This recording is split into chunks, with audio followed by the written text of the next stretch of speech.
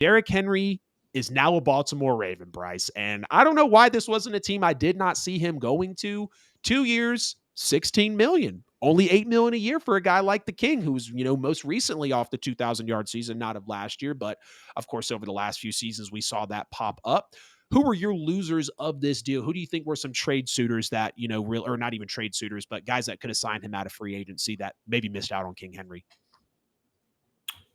I think it's like, the teams that you would usually think of. Maybe, you can maybe see Houston maybe going in that direction. I think Houston would have been a really, really, really good move if they could go after him a little bit.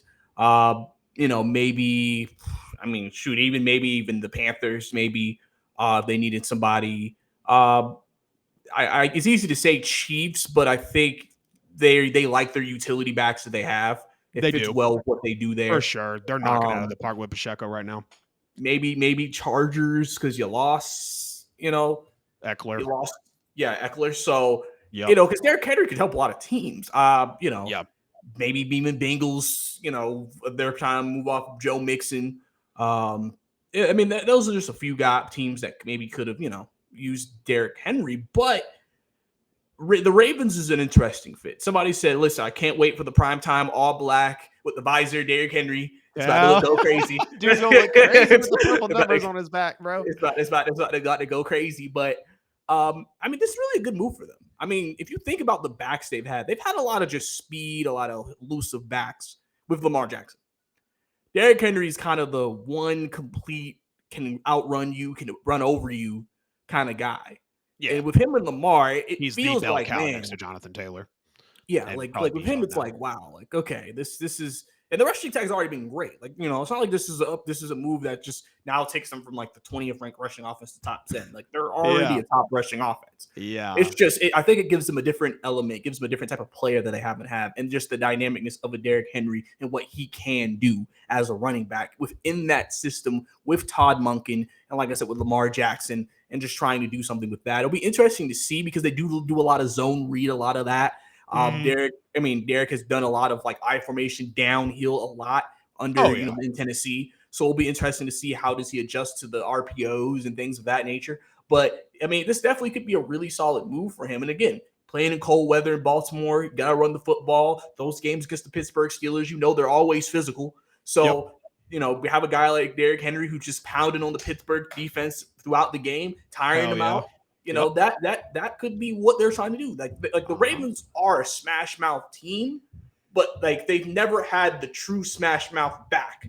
Right. And now you have that. Right. Now you have that in Derrick Henry. Yes, you do. And that may be something they felt like they missed. Maybe they felt like in the Kansas City game, if we had Derrick Henry, that may have helped us in that type of a game than what we've had, where all of our guys are kind of, finesse. So, and that's what the Chiefs have on their end. So the defense is used to playing against that. And maybe Derrick Henry could have made a difference for us. Yeah.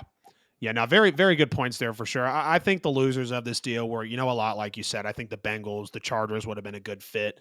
But I think it comes down to the Bills, the Texans, and realistically the Cowboys, kind of like some of the suitors that would have been in place for Saquon as well. Josh Allen getting that weapon for that relief. CJ Stroud getting another weapon in his second year as a sophomore in the National Football League. And then the Cowboys always feel like they're on the prowl, for a good running back. We saw them take Zeke Elliott now that Tony Pollard's out of town. And there's really nobody in that running back room. Is Deuce Vaughn going to step up and be the running back one? While he could, we really don't know what the situation is going to be. And, I think either the Ravens or the Bills, Texans, Cowboys, like I said, those are really the four best fits for him. I'll probably throw the Chargers in there as well. I don't know why I've been sleeping on their running back needs a little bit, because I do think Austin Eckler is a very, very solid guy at the running back position. And even in all positions outside of quarterback, he's led the NFL in total touchdowns over the last 3 years because he can not only rush it into the end zone, but he can receive it into the end zone as well.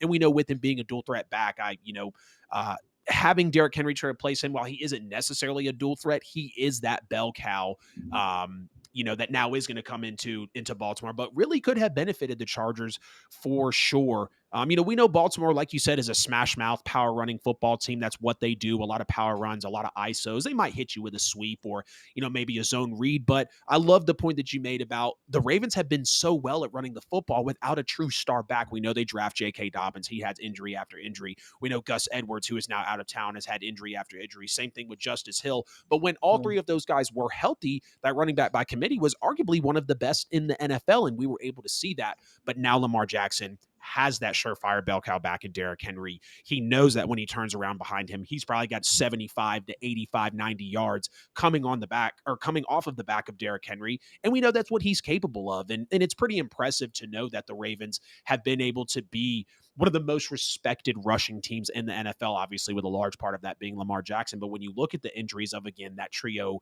of the players in the backfield, and now you plug in Derrick Henry, it feels like all those, situations are solved rather for lack of better words. But with this move, and I heard you talk about it, maybe if they had this move against Kansas City, they would have won.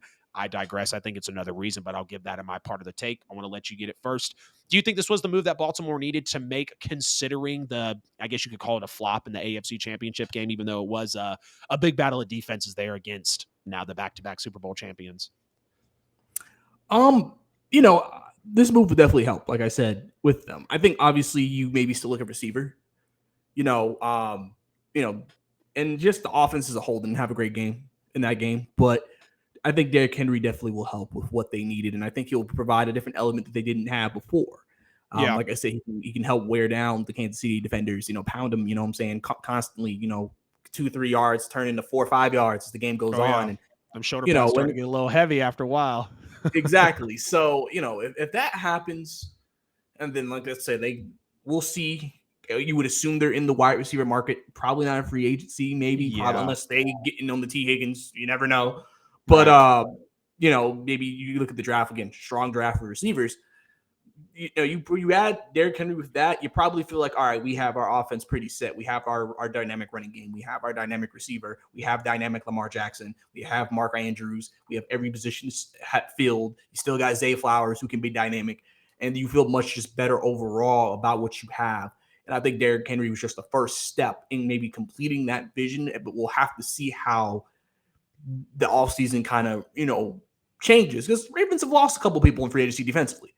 So we're going to have to Definitely. see how that happens. Are they maybe turning into more of an offensive dependent team? Maybe. So, I mean, that could also be one of the reasons why they made this move. Yeah.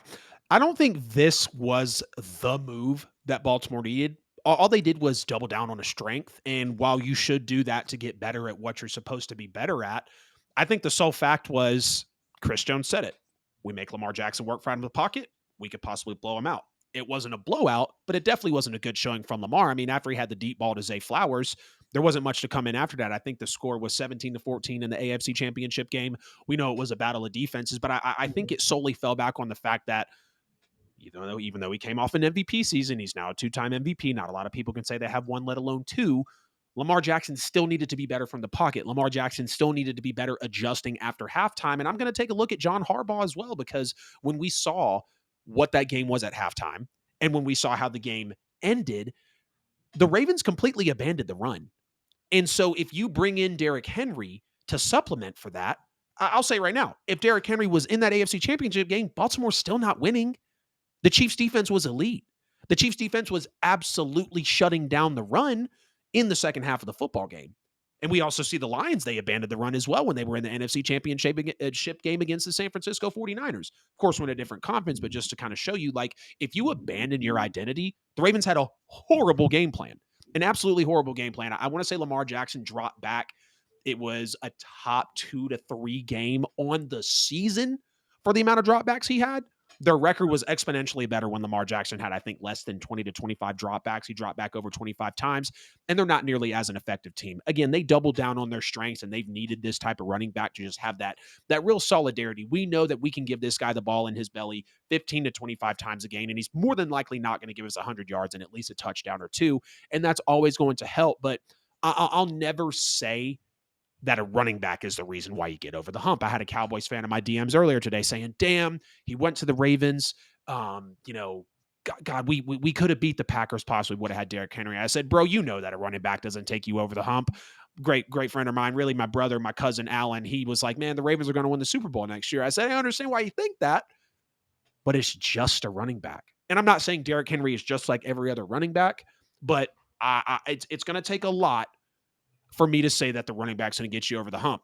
All respect to the 49ers. They've had back-to-back NFC championship games and they were just in a Super Bowl. Did Christian McCaffrey get them over the hump? Because they had an amazing running back by committee, whether it was I believe Jeff Wilson, whether it was a Tevin Coleman, whether it was a Matt Breida, they still knew how to run the football. They were still in the tops of the league of running the football, rush yards per game, total rush yards, rushing touchdowns. So again, I don't think this was the move, but Baltimore is going to be very fun to watch.